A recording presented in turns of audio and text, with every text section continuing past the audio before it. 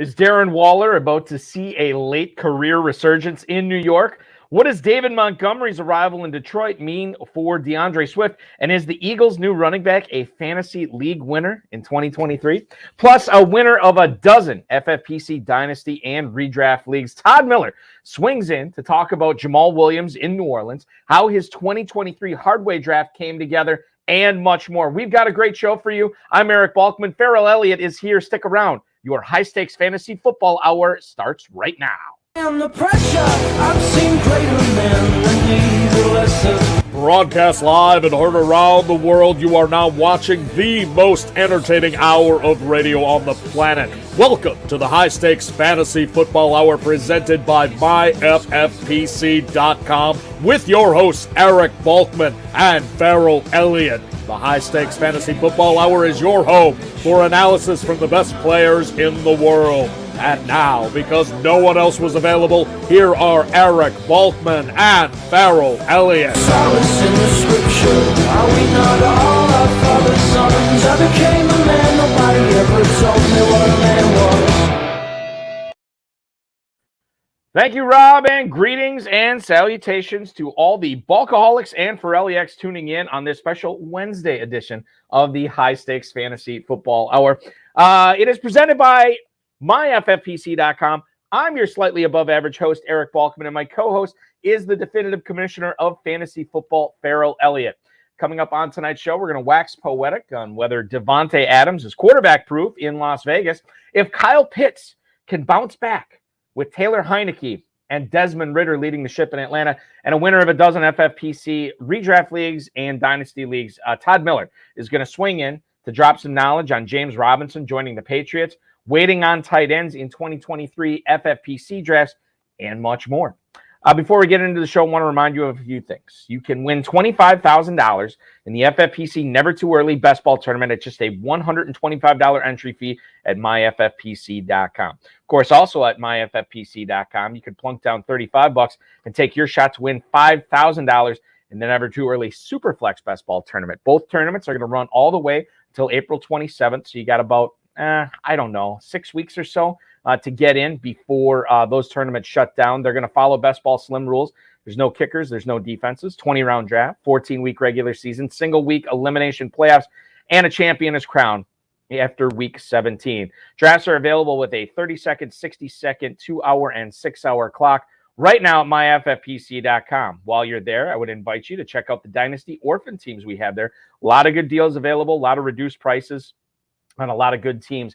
Make sure you're clicking on Dynasty Leagues from that drop down at myffpc.com, and then just click on the Dynasty Orphan list at myffpc.com, and you'll be able to check out all the leagues, and just with the click of a button, it could be yours. Some really good discounted ones there that just got posted again today, so make sure you're checking that out. And then the biggest news we had this week with the FFPC. The FFPC has partnered with Fantasy Pros, fantasypros.com. Obviously, many of you are familiar with their work and what they do there.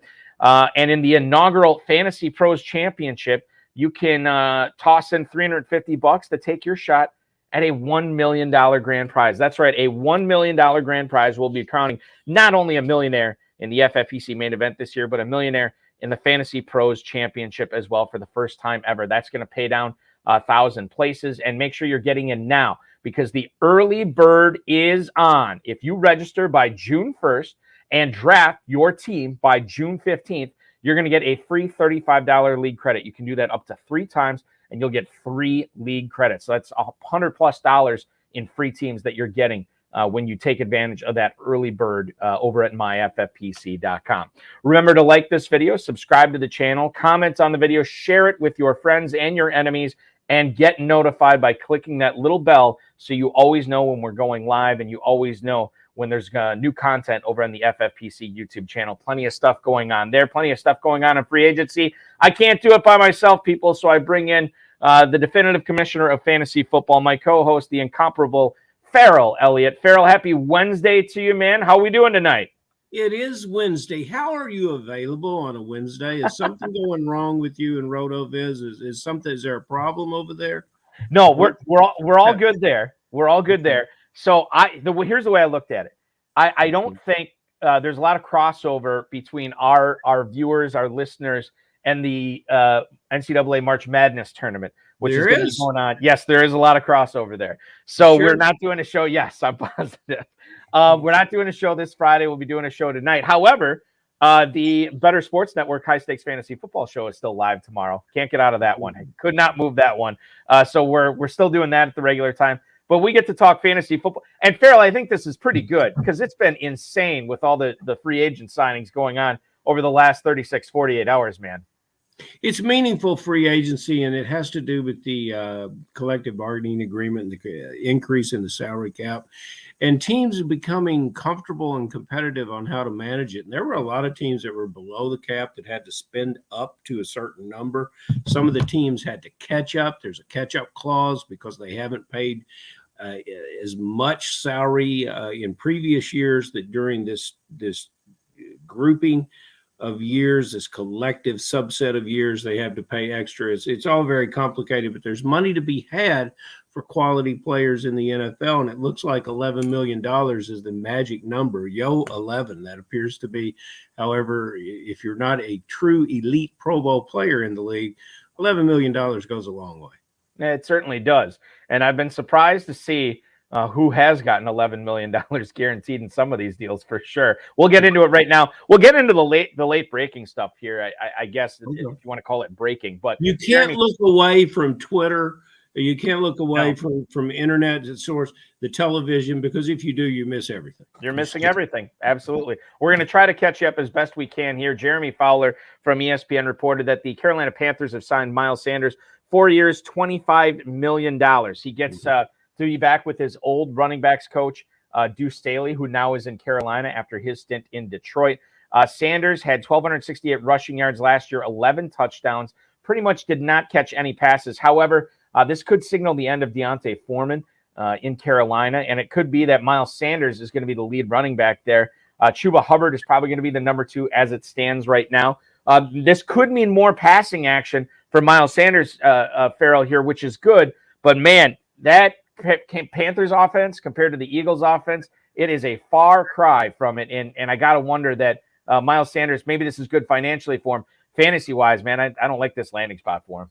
He'll adapt and adjust his game, and they will lean on him heavily. So I think, Balky, you need to reevaluate that. He may get less yards per carry, but more yards, more opportunities, and definitely he won't lose touches around the goal line to a certain quarterback. You know, Dave Turp still nightmares in his sleep from 0 touchdowns in the previous year before last year. So Miles Sanders, I say he's a steal where he's going in the drafts right now, especially with his new location. Yeah, you know, you bring that up, Farrell, and I guess I have to agree with you, actually, because I thought he was going higher. He is going as, and now this is all drafts when he was, you know, a free agent. We didn't know where he was going to end up.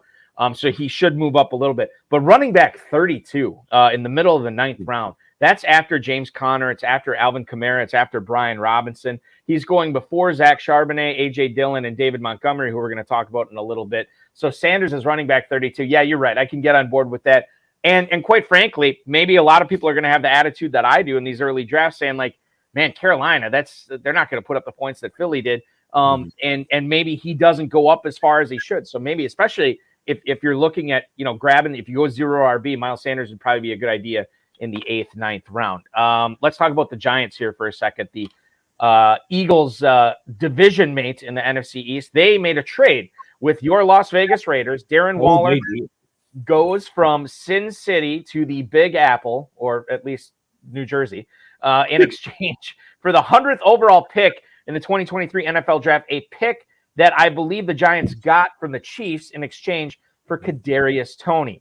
Waller was awesome in 2019, fantastic in 2020. However, it's been the last 2 years that has been his bugaboo.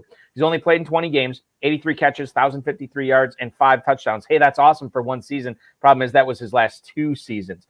He's one of the best receiving tight ends in the league. He's just got to be on the field. However, he would have been, if he was on the Giants last year, Farrell, he would have been their best pass catcher. And now he comes into a situation right now in New York where he might be the most reliable pass catcher, not named Saquon Barkley. You can talk about some of the other Giants receivers that are there. But my goodness, Darren Waller now, if he stays healthy, the fact that you can get him in an FFPC tight end premium league, tight end 8 in the early 7th round.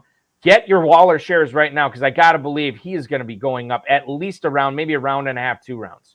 By the time we're in Planet Hollywood and everyone sees him in that great blue uniform of the New York Giants, we're going to be looking at a 3rd-round draft pick. Now, Balky, this is just no harebrained, schemed up, what do you got, what will you give me trade.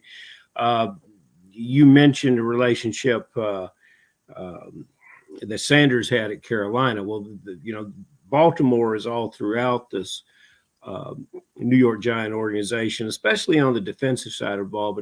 But I think where we're making the connection here is at the tight end coach, Andy Bischoff. He had this player, and this is that Baltimore staff that was previously there. They'll always think that this is the Pro Bowl player that got away from him. Now he's reunited with Bischoff, who had him at Baltimore at the start of the career. We have to understand that Waller's career, the first 3 years, he was maybe active for 20 games. And then he blossomed with the 2 years, and now he's had the injury issues. But I still call him a low-mileage player at 31 years old, a 6'6" target in the red zone. And that's going to be important because when the rookie quarterback Jones came into the league, he had a pretty good year throwing touchdown passes. Since then, 3 years, 36 touchdown passes over the last 3 years. And 4 years total, he's at 60. He averages 15 touchdown passes a year. That's a far cry from what we would expect to be successful in the NFL. Waller will be the red zone target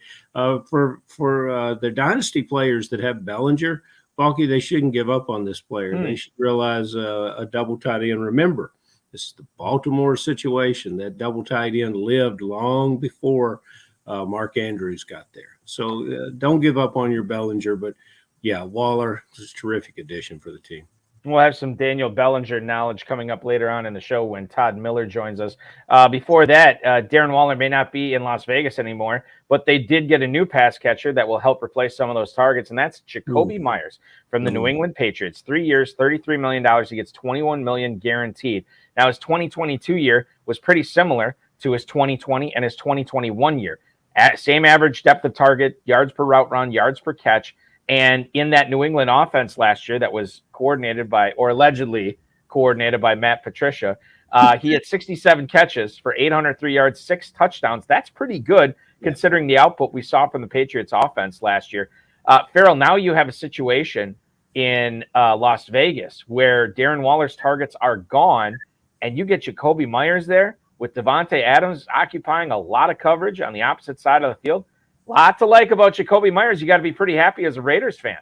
He's a great complementary player to everybody there. Let's start with Renfro, and don't sleep on Foster Moreau here. This is a complete receiving core because what Dave Ziegler, this is one of, when he was at New England, this was his guy. And now he's here acquiring this player. This guy's caught 235 passes in 4 years, Balky. He's going to do much, much better. He's the kind of player that you would think in this offense with this new quarterback in Jimmy Garoppolo would be consistently targeted and consistently successful. He's one of the kind of receivers that seems to do better. You've heard that expression about running backs that get better later in the game when they get in a rhythm. He's a rhythm type wide receiver.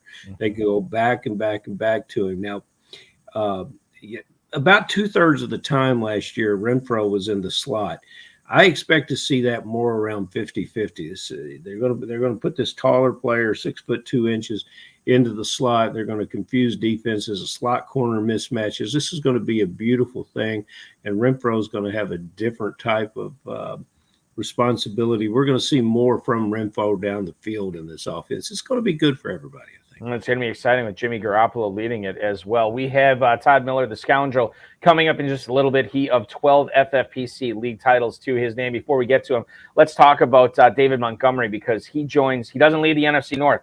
He goes a little bit further north and east up to Detroit to sign with the Lions. 3 years, $18 million, $11 million in guaranteed money. So good on him for getting that kind of money for a second running back contract. Tom Pelissero on Twitter had the story first. The Lions now will have David Montgomery ostensibly, we think, replacing, well, we think he's going to replace the role of Jamal Williams. He's for sure replacing him on the roster because Jamal Williams found a new home. More later on that in the show.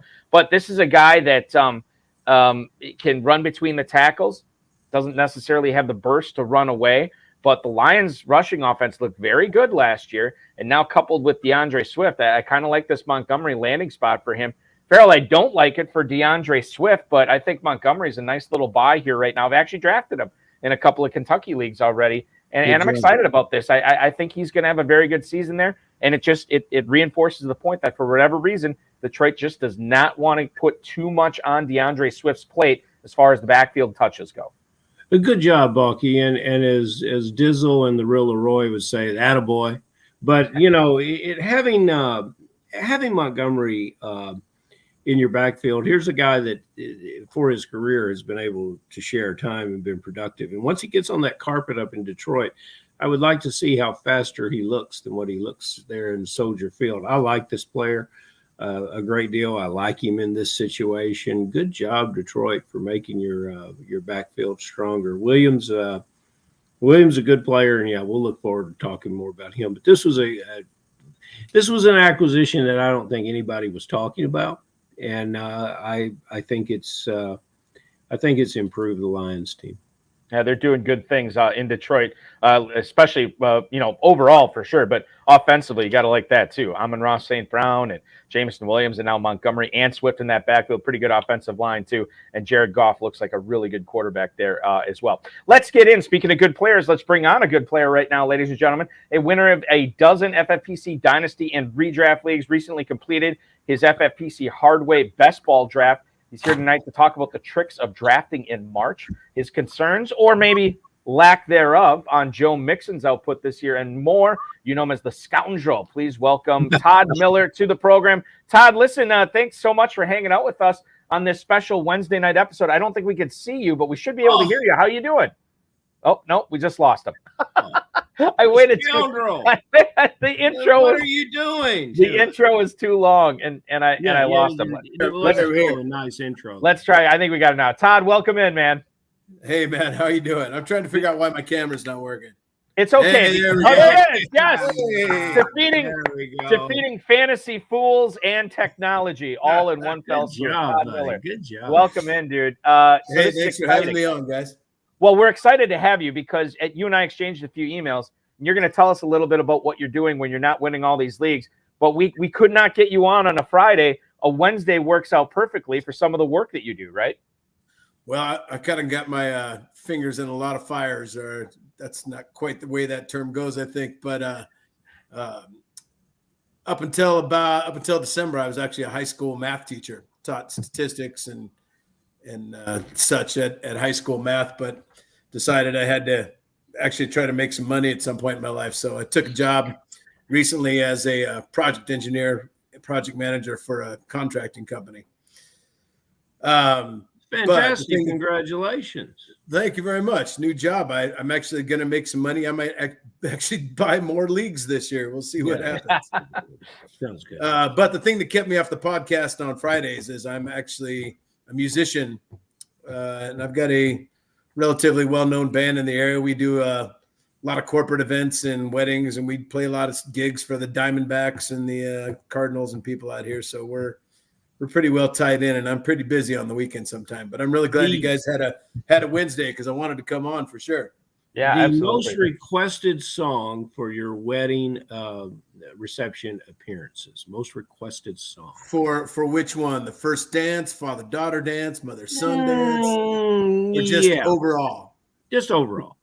Put them all together.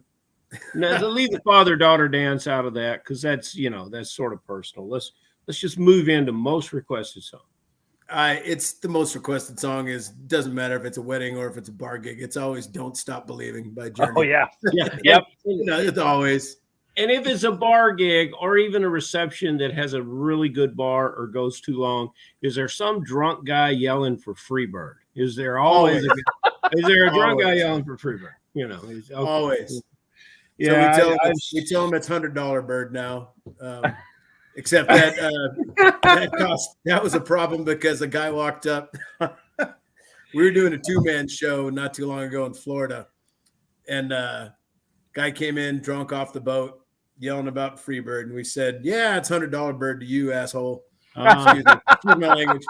And the guy didn't miss a beat. He pulled $200 bills out of his wallet, put them in the tip jar, and said, "Play it twice." That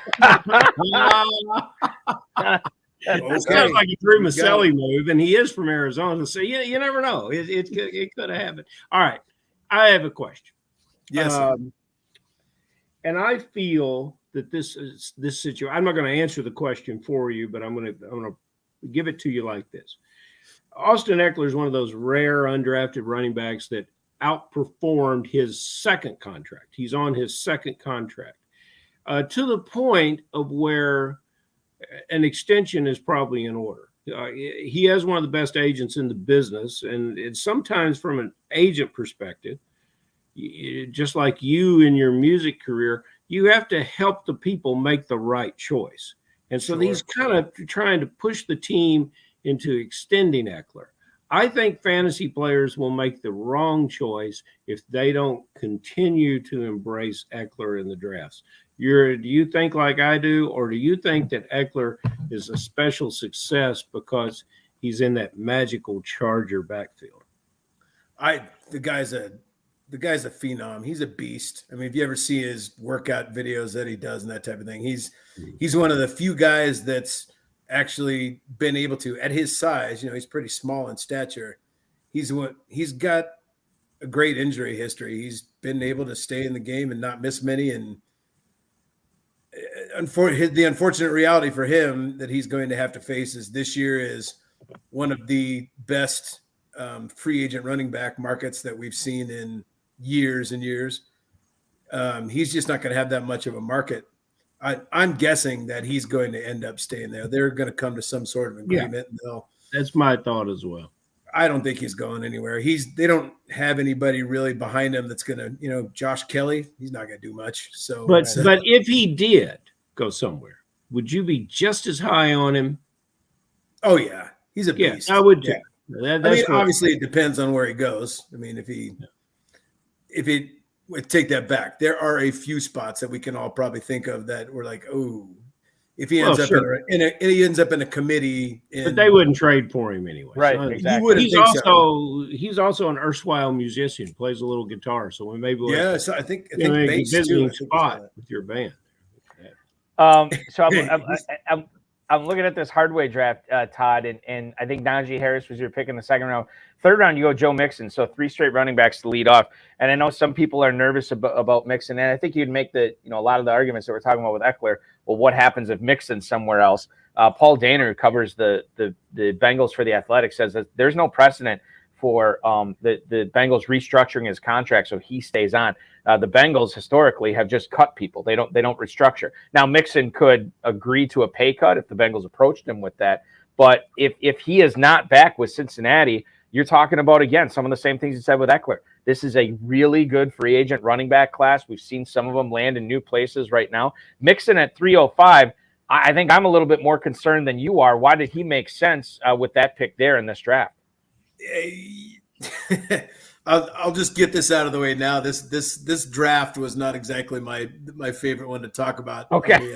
Couple of the things I was looking at the draft earlier, and I went, why the hell did I do that? So, but it was the first best ball draft of the year. With these guys that I'm drafting with too, I just getting sniped left and right. Sometimes it got to a point we were only doing a 2-hour clock, and I was teaching or something half the time. Half the time I was just picking, looking at it for kind of, oh, that guy looks good. But yeah, it's definitely not my favorite draft. But I probably caught the most flack for Najee, believe it or not, which really, which I'm really kind of surprised at. I'm surprised too. Yeah, Najee, because he was injured first half of the year, as we know, last year, and he finally started feeling better towards the end. And from the buy on, he was like RB7. So, and that's basically where I took him in, because my opinion, the Steelers offense has got nowhere to go but up this year. I think Pickett will settle in. Tomlin will figure out how to use him. And I think the Steelers are going to take a step forward this year offensively. So, and Najee comes back healthy. The guy gets 200, 300 plus touches a game, not a game, Jesus Christ, 300 plus touches a year, 25 a game. Like he's going to finish top 5, top 6 RBs if he just gets the volume and stays healthy, for that matter. But as far as Mixon goes, so God, if I had that one to do over, Jacobs was still on the board. I thought Jacobs. Yeah, I thought Jacobs was going to be on the move. But this draft happened on January 23rd, I think is when we started it. No, that's late. You should and all that. Yeah. That's a late draft. Well, I've got a plethora of questions I can ask you, but since I'll just say this draft, let's keep it on this draft, because I'm looking at your receivers here. Now, we had the esteemed guest last week, Jay Reed, with us. If you've never met Jay, you've got to meet Jay. Matter of fact, you need to come to Kentucky and play against Jay here. All right. But so you have. All right, let's go through these receivers. Mike Evans, you've now teamed with Baker Mayfield. Congratulations on that. Pittman, you're awaiting. Dangers of drafting early, man. The dangers of drafting early. You're awaiting a quarterback for Pittman. You're a quarterback in waiting. And then Marquise Brown. Now, Jay pointed out to us that although Pittman caught 98 or 99 passes last year, Jay saw it as like 140 targets, and I think he kind of thought that was a bad thing. I kind of thought that was a good thing, based on some of the quarterbacks he had. The targets, were some of the balls were still in the state of Indiana when they were thrown to him. It was a tough year. These 3 receivers, which is the least risky of them, and which one has the highest upside? I know who Balky and I think the highest upside is of these 3 guys, but who's your upside guy there? The least risky is Pittman. I mean, he can't go down in quarterback any farther than he did last year. I mean, Ryan had 2 or 3 games where he looked like the old Ryan, but he was pretty bad for most of the year. Yeah. So I think he's probably got the biggest floor, safest floor out of them. As far as upside goes, when I drafted Hollywood, I took it not realizing it's actually the same reason why I took Kyler. I took Kyler I was unaware of how bad his injury was. I thought Kyler would be back game 3, game 4, and we'd get a full season of the old teammates from college connecting with each other. But people are saying now that Kyler might not be back till midway through the year, possibly. So if Kyler came back early enough, I'd say Hollywood would have the most upside. But as it is in this case, I think Pittman not only has the safest floor, but I think he's got the highest upside too. Yeah, let's turn in let's turn in those 4 touchdowns to 10 touchdowns. Now you really have something. Yeah, especially, I mean, I maybe would have said Evans before, but now that Baker's there, no, I can't wait to get to this draft and start talking about your double-digit picks. This is going to be fun. Yeah. Guys, I'm just getting in this right now. A couple of minutes ago, the Bengals have signed left tackle Orlando Brown, 4 years, $64 million, and I think 31 of it is guaranteed. So that's, we were just talking about Mixon. Certainly that will not only help out Mixon if he sticks there, but that's good news for Joe Burrow as well as they continue to improve that offensive line. So kudos to them as Orlando Brown, now a Cincinnati Bengal. All right, so let's talk about a tight end. Now, I know this answer might be a little bit different now, or maybe it's not. You waited until the 13th round in this draft, Todd, to take a tight end. Did you realize, because this is a slow draft, I mean, sometimes, we forget, at least I do, I forget about what my team construction looks like when I'm going through it.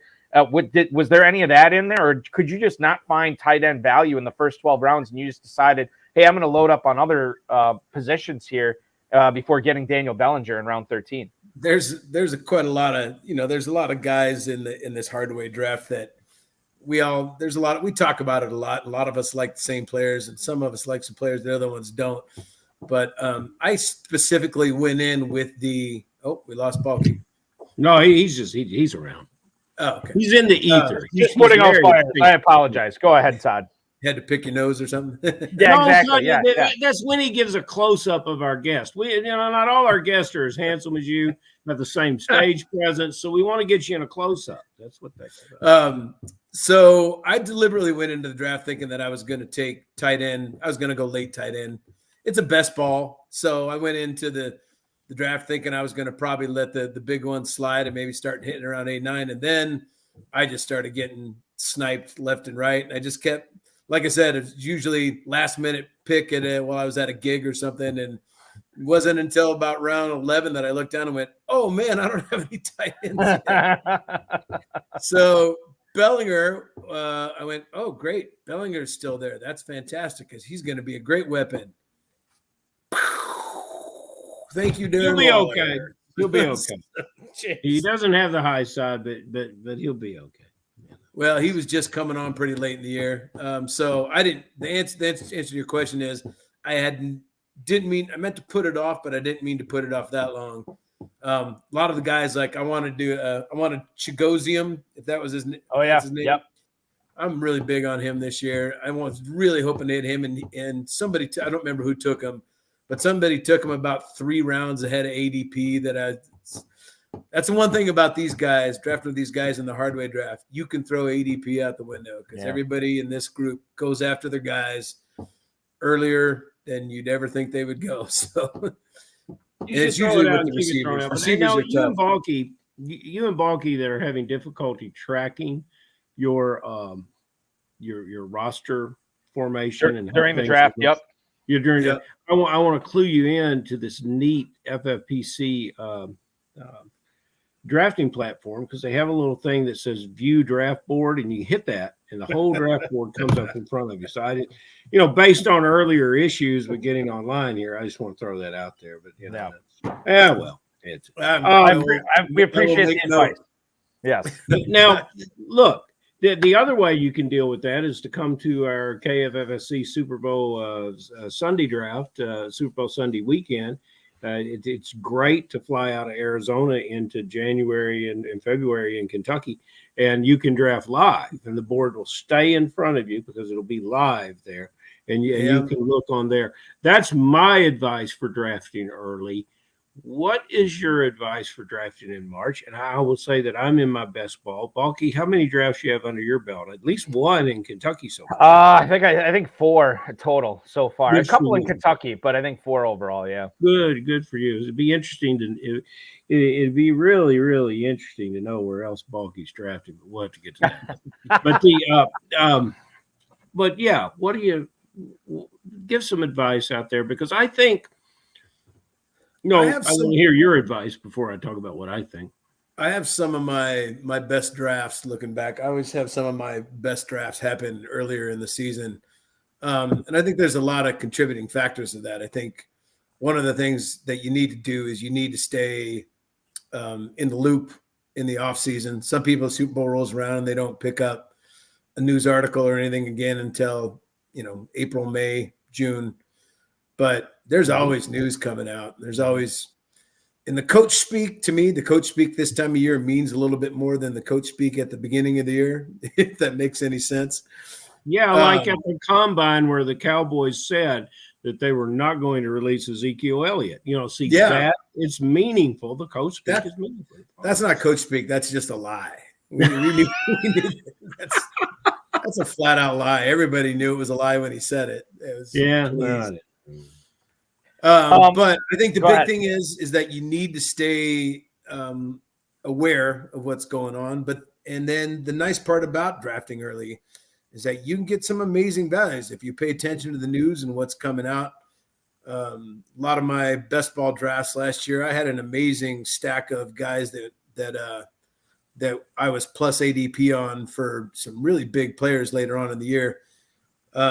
So you got to keep aware of the news. It's also, I think, drafting in March is also the time for you to take chances on some guys that you may not be sure about. Because if you take a chance on a guy like, it's maybe not as much of a chance anymore, but maybe you take a chance on a guy like Khalil Herbert, right? Yeah. Who's been going in like the 8th, 9th, 10th round. You take a good shot at him, and all of a sudden he's the guy. And by June, July, he's going in the second, third round instead. So there's all kinds of guys like that. I got quite a few guys that I'm even targeting right now that I may or may not talk about because I don't want anybody sniping me in a draft. But yeah, target. Now's the time to experiment, right? This because ADP won't settle in for a couple months, and then it's all going to change as it goes. So take what you want, play how you feel, go do some of it by heart. You see a guy that you go, that guy could be something, grab him, because you never know. And if you hit on it, all it takes is hit on one or two. It really could make a difference. Yes, sir. I do love the wild, wild west atmosphere of early drafting because I feel like, and maybe this is one of my bugaboos and things I need to work on, but I do get a little bit more gun shy and more conservative as drafting season goes on. I feel like right now I'm not, what do they say? Like when you graduate college, like make your mistakes in your 20s, right? Fail in your 20s because it really doesn't matter at that point. Now you get up to your 40s, your 50s, 60s, and you start failing. Well, that's a different issue. So like now for me, like this is everybody's 20s right now drafting. It's like make your mistakes, fail now, shoot for the moon, because that's how you win leagues like this. And then, I know I'm just going to get more conservative and I'll still take my shots as the season goes on, but I definitely am swinging for the fences more so in February and March. This is the time to do it. Yes, Absolutely. exactly. Jimmy Garoppolo, go ahead. Trades. Sorry, once all the trades and the injuries and draft has all happened, then all of a sudden, then it's a struggle, right? Because then that guy that you thought might be something, now he's locked in. Oh, he is the guy. Now you got to pay for him. So now's your chance. Be creative with your rosters. Take just don't draft Joe Mixon in the third round. Well, we'll see. Now he's got Orlando Brown there. Todd, we'll see. I mean, it could work out. Jimmy Garoppolo, is he going to be good enough to keep Devontae Adams switching to Dynasty now? Because I know you play a lot of Dynasty. Is he going to be good enough to keep Adams' Dynasty value roughly where it was last year with Derek Carr? Because to me, Adams looks like the type of guy. He's always had Aaron Rodgers, had Carr last year, put up a great year. Hard to say he's quarterback proof when he's only really had two quarterbacks. But man, I think he could get it done with Garoppolo again this year. Your thoughts on Adams' Dynasty value? Adams is quarterback proof to me. The guy's absolutely he's the best receiver in the league still, is my opinion. His technique and his route running and everything about him is fantastic. And I don't know if I'm right or not, but honestly, I think Garoppolo is actually a better quarterback than Carr. So he's got a better completion percentage. There's always all this talk about Carr's long ball, but actually Garoppolo's surprised me because I looked it up. Garoppolo's actually got more yards per target. His yards per target is actually bigger than Carr's. So the only thing that kind of worries me a little bit is they may, kind of Adams was kind of the top dog and the only dog there last year for a while.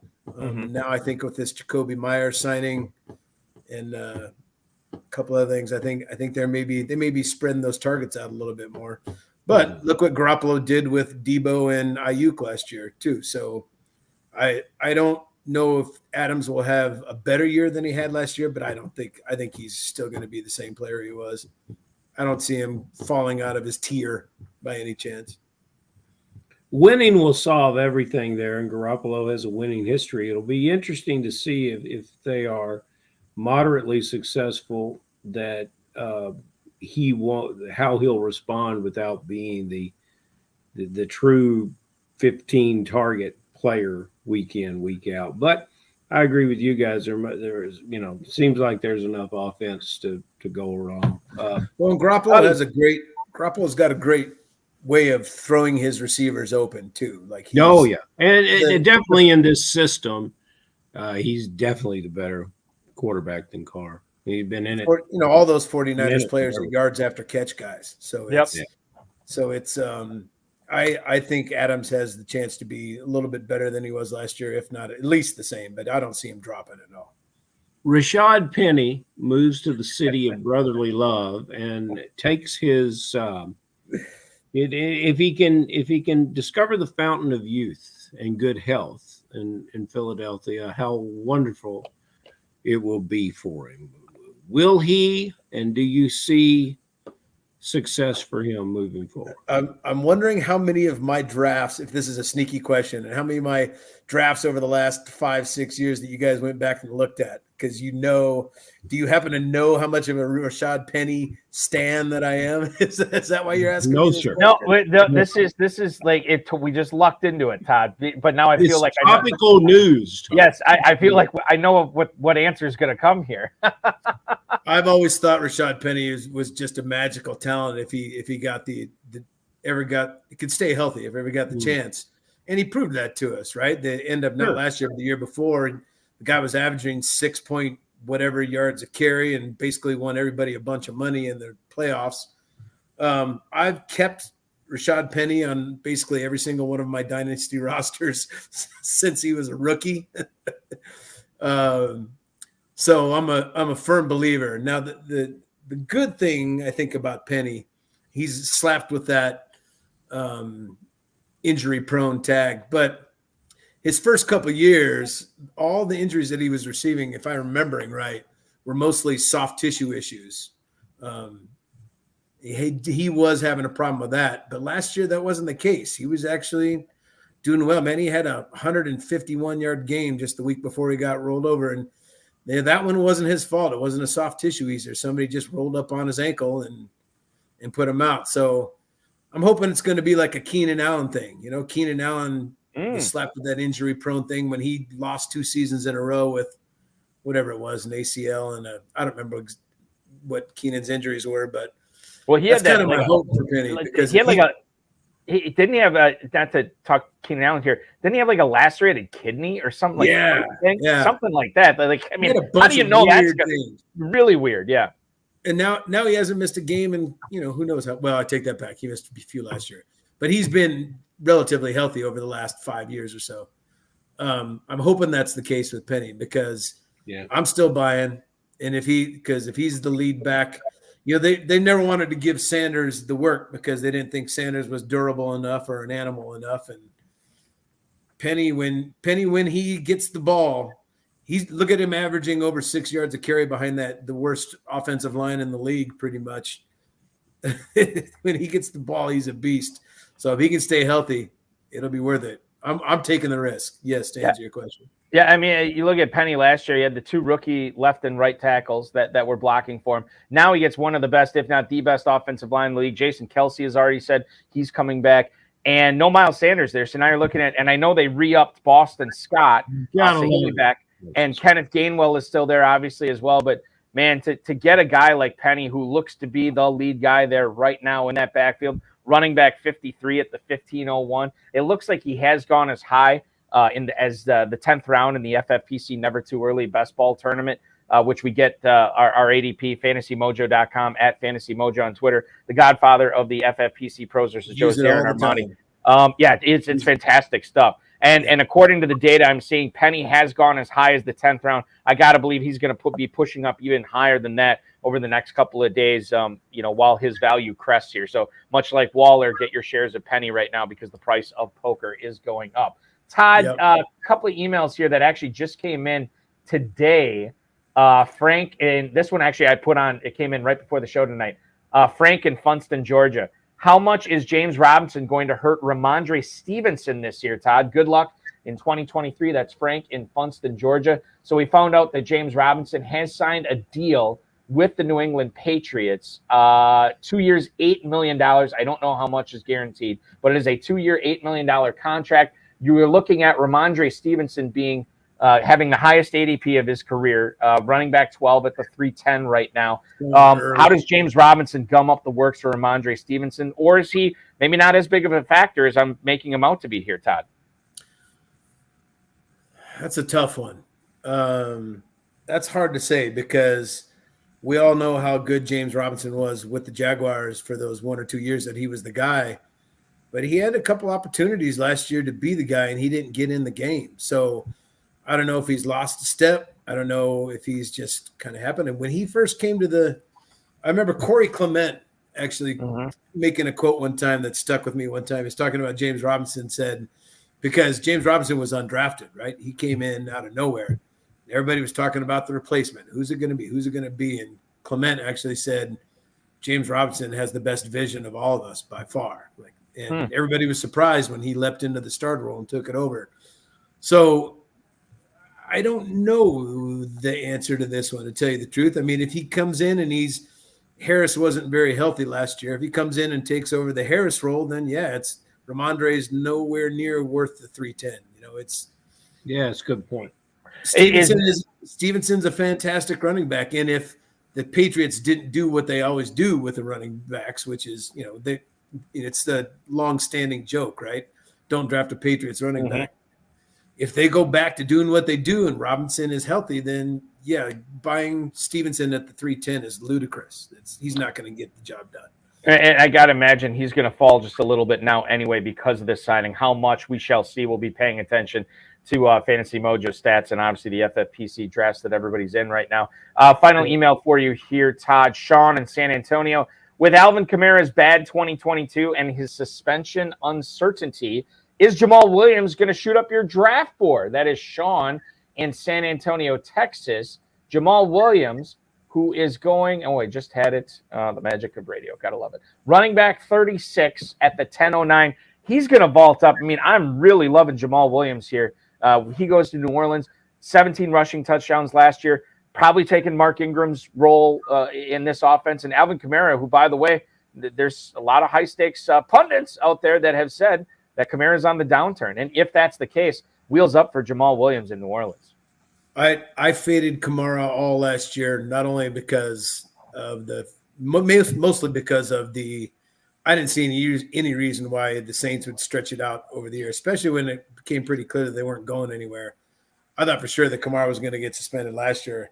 But not only that, I mean, if you looked at 2021 in his games with Winston, he was RB 15, 16, 17, even with Winston in games where everybody was healthy. And people were still taking him in the second round. It didn't make any sense to me. I'm just not that high on Kamara at all anyways. And now Kamara, I don't see how he doesn't get suspended this year. He's got to wrap up this case. They have video. He's going to get found guilty. He's got to reach a plea deal somehow. I'm not touching it. That's he's one of my fades for the year. I'm not going anywhere near him, period. So yes, Jamal Williams will be getting as much work as he can handle. And now how good the Saints are going to be under this coach and with Derek Carr at the quarterback, it's yet to be seen. So it depends. I'll definitely take him before the 10th round. Yeah. I won't take him in the 3rd. I don't think, I don't. Well, you could, you're known. Yeah, I could, but I won't. So, would I take him in the 5th, 6th? Yeah, maybe, but maybe. Let's see what happens in the NFL draft. Let's wait and see. And then 3 years. Kamara's probably going to play the first 5-6 games of the year too. So, yeah, I don't know. No. And Williams has never been a ball catcher. Kamara's best asset was his hands. And Williams, Jamal's never actually caught that many passes. So that leads me to think they may be bringing somebody else in to be the pass catching back. I don't know. Yeah, there's something to be said for that too. I'm looking at his stats here. Jamal Williams has been in the league 6 years. He has not topped 40 catches in any of those 6 years. Exactly. 3 years, $12 million, $8 million is guaranteed in this deal. Although, 3 years, $12 million doesn't sound like a lot. He did get $8 million guaranteed. So good on Jamal Williams. I like him for sure. 8th, 9th round here. How far he goes up, I guess it might fluctuate too based on the news about Kamara as we go through drafting season. Exactly. Harold, I'm fresh out of emails. I know you have one final question here for Todd. Let's don't talk anymore about Joe Mixon. But tell me who you won't touch, that you don't want anywhere near your teams. And it can't be a guy we've already talked about. And then tell me, you're going to have to share with us a little. I know I know that if people who listen to this podcast, you're going to get robocalls from, sir, have you been sniped? Would you like to buy some snipe? But go ahead and throw something out there that maybe somebody will hear now and forget later. A sleeper, a guy you're targeting, maybe a sleeper, somebody you like that we can all benefit by drafting. in the Hardway League, we've termed the sniping term as getting scoundreled. That's actually. There you go. Did you get scammed? Well, you got the sniping coming then, if that's what they call it. Well, yeah, we talked about how I'm not touching Kamara. He's still going in. No, we already talked about him. You can't use him. We already been there. I'm also still not touching Kyle Pitts. I don't. There you go. There you go. I don't. It's a coaching matters. They're just not using. It reminds me of when OJ Howard went to the Buccaneers. Everybody lost their minds about OJ Howard's this big stud and he's going to go play with Bruce Arians. And I bitched about it on Twitter as much as I could. I said, he's not going to do anything. Arians doesn't designate. He doesn't design plays to the tight end. It's not going to happen. And look what happened to OJ Howard. I'm not touching Kyle Pitts. He's still going in the 4th round. He's still not doing it. Christian Watson, to me, is still going way too high, especially because Aaron Rodgers is gone. And who knows who they're bringing in? Jordan Love? I do. Boggy does. Boggy definitely does. Yeah, I do. We'll talk more about that after. Well, I'll tell you this about and you make the point. Like I happen to like Jordan Love. I think he's going to be a pretty good pro. But I'm just guessing, guys, because I haven't seen enough from him. I've seen flashes. I know he's been in the system for 3 years, so I'm kind of betting on what the front office, what the coaching staff, what his teammates have been saying. But man, I can't trust my eyes and make that judgment because it's such a small sample size. I think he's going to be good, but don't ask me why because I have nothing to base it on or very little to base it on. Here's something you should base it on, and you guys correct me if you think I'm wrong, or if I've got this wrong. But when Jordan Love was drafted, he shared the draft with Joe Burrow, right? That same year, Joe Burrow, Hurts, Herbert. Really? Those three were drafted in the same year with Love. Am I correct?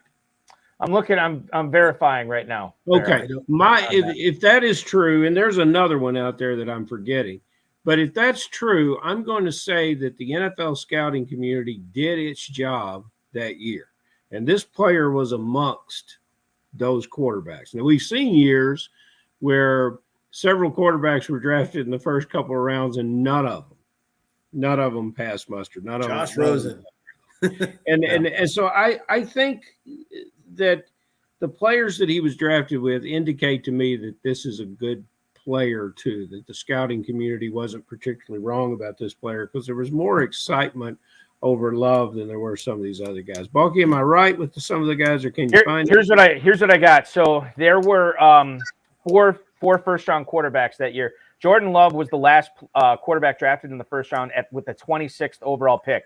Now 27 picks later in the second round, that's where Jalen Hurts went.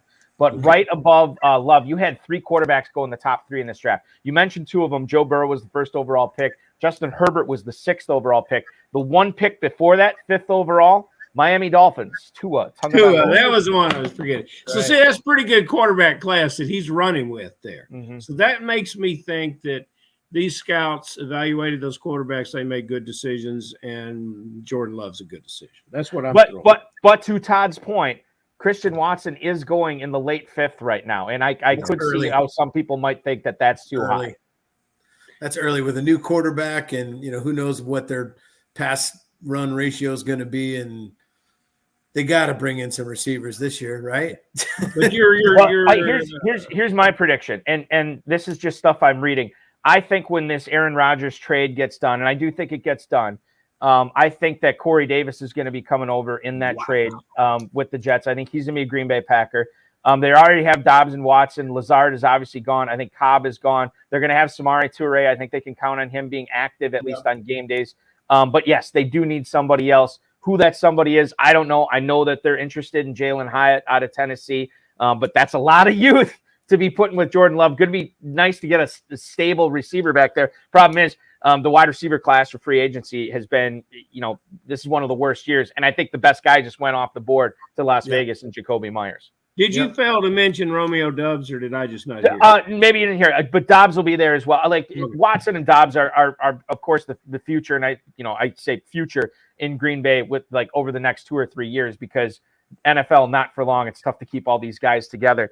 But certainly, I know they love Dobbs, and they obviously love Watson. They gave up 2 second-round picks to draft him. So it's going to be interesting. At times it's going to be rough. At times it's going to be great. It's going to be a roller coaster ride. I'm here for it to watch the Jordan Love experience in 2023. Why not? Yeah. Todd, I don't give away all your sleepers.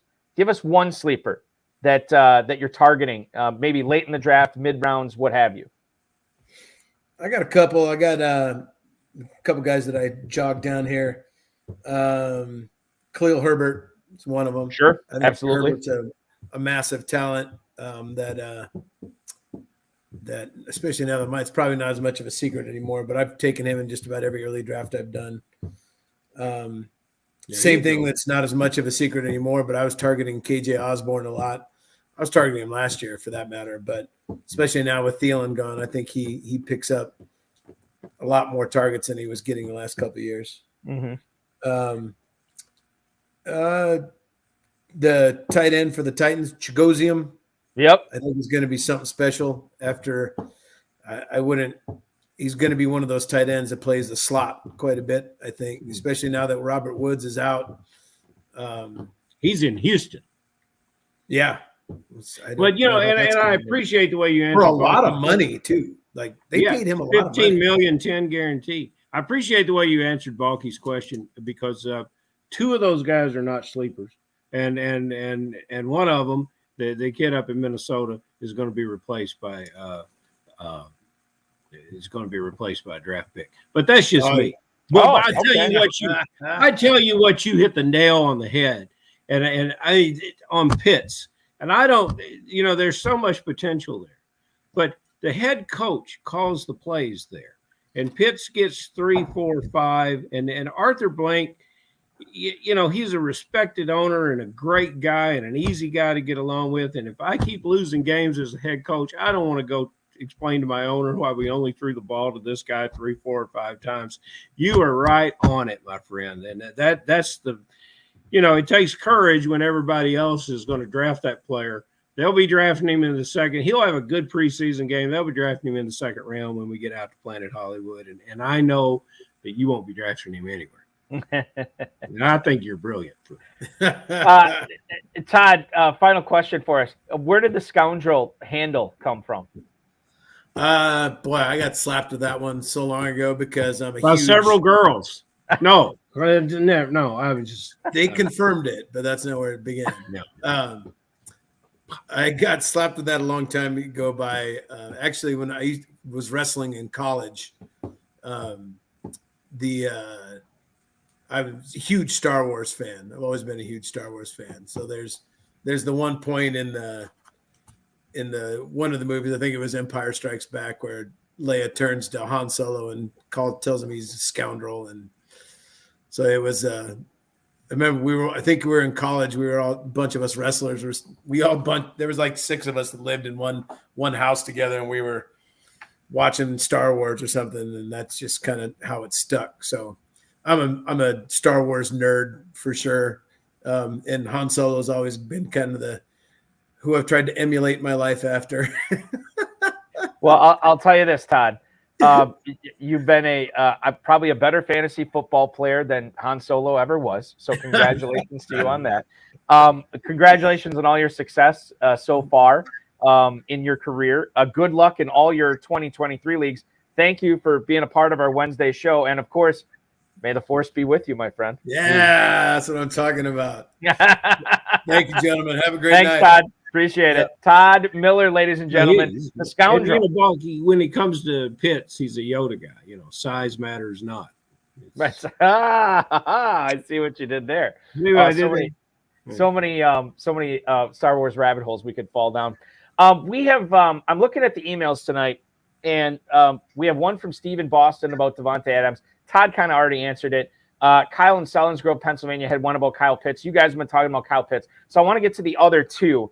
Before we sign off tonight. Tom in Rochester, New York. Given his ACL tear in late October, is Breece Hall too risky to take at 211? Farrell, forgive me if we brought this up before because I can't remember what you said. But Breece Hall, given that he may not start the season on time, man, I want to stay away from him in the late second round. Your thoughts on Breece Hall? Right now, yeah, unless everybody else agrees with you, because in the never too early, we want to do things different because we want to win that 120, that $25,000.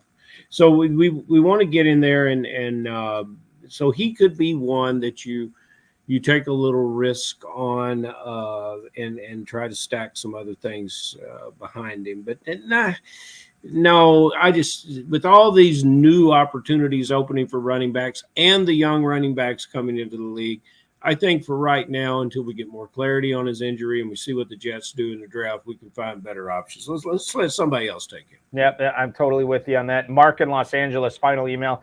What's up, Balky and Farrell? Should I want to cash in on the dip of Lamar Jackson going as the 7th quarterback off the board? Farrell, I know we've and by the way, thank you for the email, Mark in Los Angeles. We've usually stayed away from the Lamar Jackson topics on this show.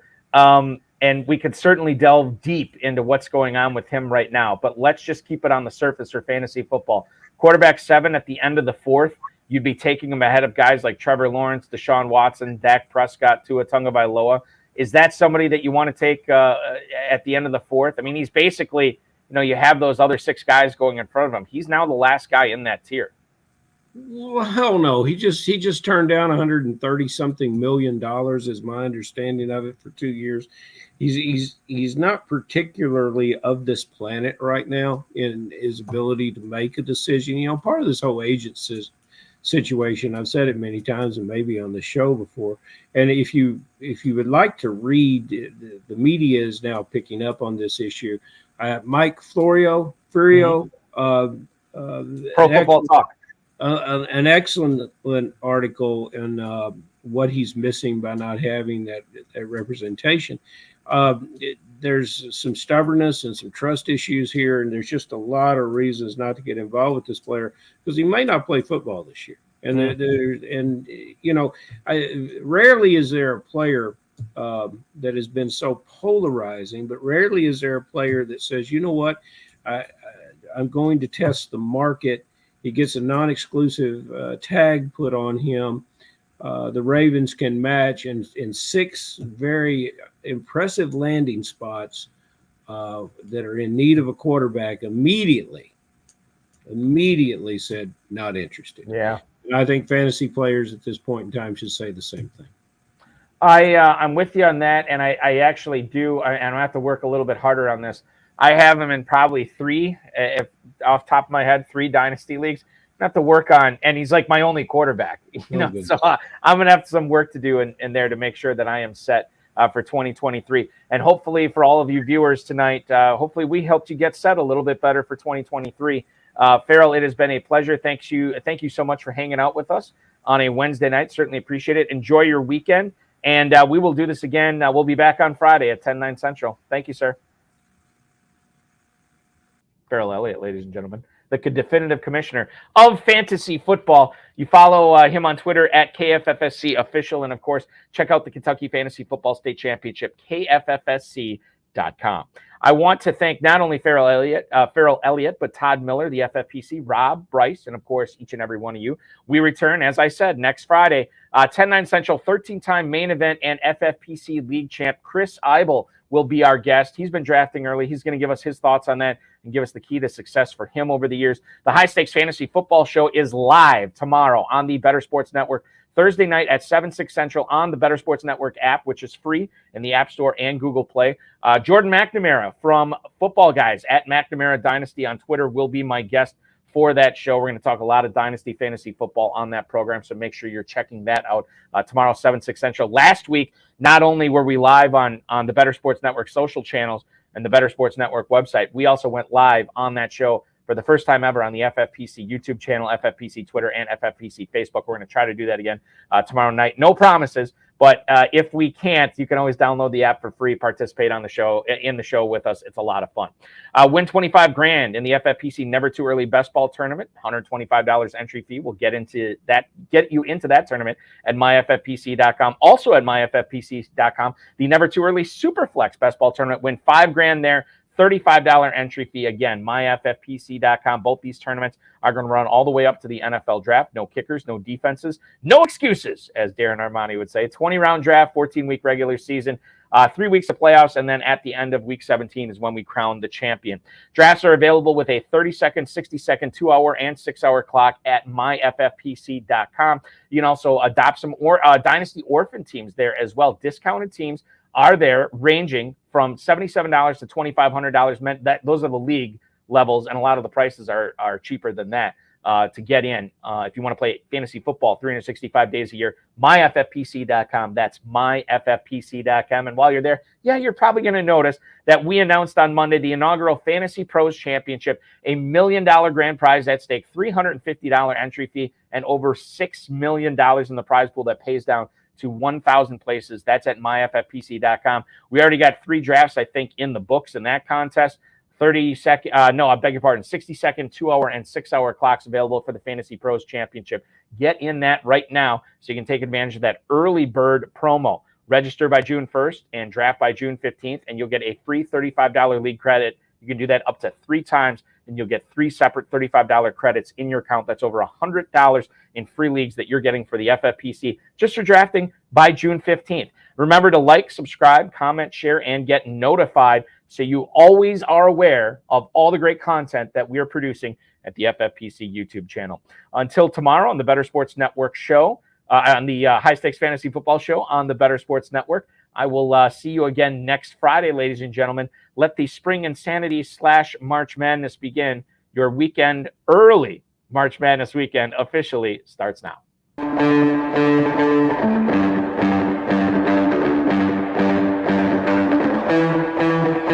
This has been another episode of the High Stakes Fantasy Football Hour presented by myffpc.com. It was broadcast live and was watched around the world. Balky and Farrell will be back next week with more analysis, more interviews, and more advice from guests much smarter than they are. Thanks for watching, and we'll talk with you again next week.